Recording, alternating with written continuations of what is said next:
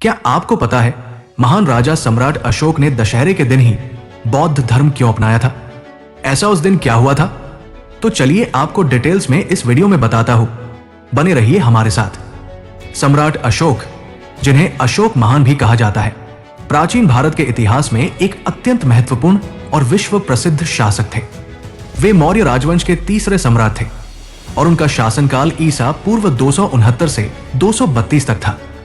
सम्राट अशोक ने अपने पूरे जीवन में कई युद्ध और विजय अभियान लड़े, लेकिन उनके शासनकाल का एक ही प्रमुख और सबसे निर्णायक युद्ध इतिहास में विस्तार से दर्ज है, और वो है कलिंग युद्ध। कलिंग युद्ध उनकी अंतिम सैन्य विजय थी।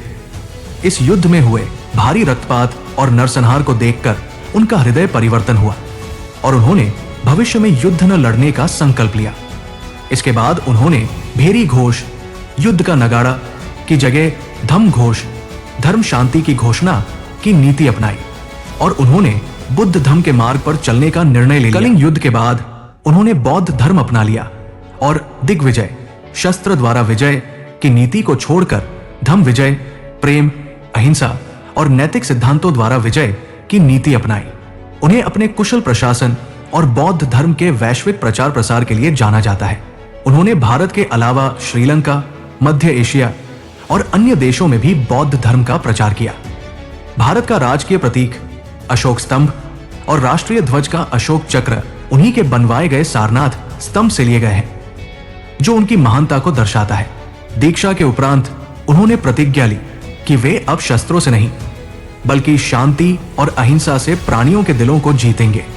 उन्होंने बौद्ध धर्म के प्रचार प्रसार के लिए अपने पुत्र महेंद्र और पुत्री संघमित्रा को भी श्रीलंका जैसे दूर दराज के स्थानों पर भेजा और पूरे साम्राज्य में 84,000 बौद्ध स्तूपों, शिलालेखों और धम्म स्तंभों का निर्माण कराया।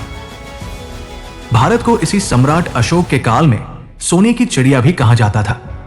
सम्राट अशोक ने भारत को प्रेम, शांति, अहिंसा का मार्ग बताया है। सम्राट अशोक का अशोक चक्र भारत का एक महत्वपूर्ण सैन्य सम्मान पदक है। अशोक चक्र भारत का सर्वोच्च शांतिकाल का वीरता पुरस्कार है। यह दुश्मन के सामने नहीं बल्कि युद्ध के अतिरिक्त निम्नलिखित स्थितियों में असाधारण साहस, वीरता या आत्म बलिदान के लिए दिया जाता है।